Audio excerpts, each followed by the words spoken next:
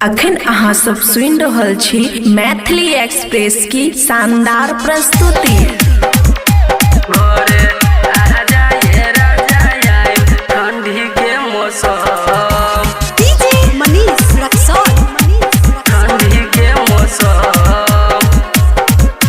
खुशी recording studio बलुआहा।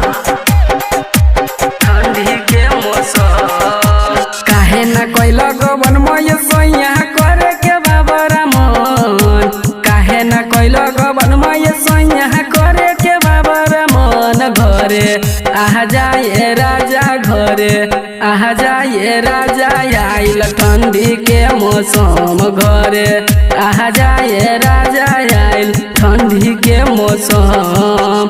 चंदन देवरवा के खातिर ये सैया हम बानी बदनाम, छोटू देवरवा के खातिर ये सैया हम बानी बदनाम। जल्दी आ जाए राजा, आइल ठंडी के मौसम। घरे आ जाए राजा, आइल ठंडी के मौसम। खुशी रिकॉर्डिंग स्टूडियो बलुआहा।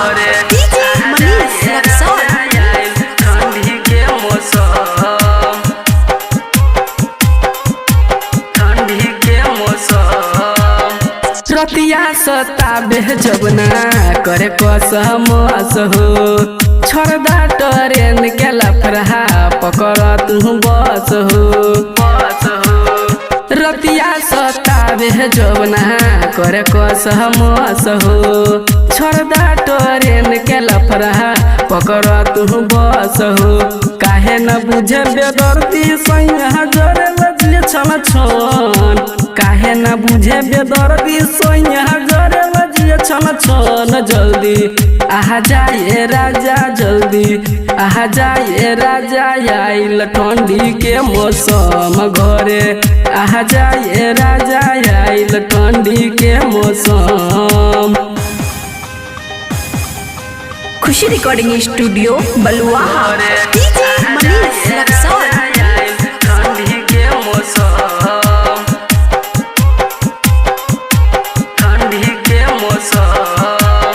लाली पलंगिया रोजे रहेला उदास हो, केकरा से कहियो पहन दिलवा के बात हो।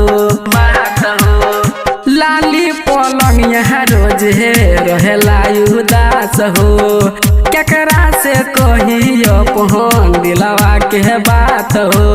चढ़ल जवानी में माने न मन मह करे के बाबरा मन, चढ़ल जवानी में माने न मन मह करे के बाबरा मन। जल्दी आ जाए राजा, जल्दी आ जाए राजा, आइल ठंडी के मौसम। जल्दी आ जाए राजा, आइल ठंडी के मौसम।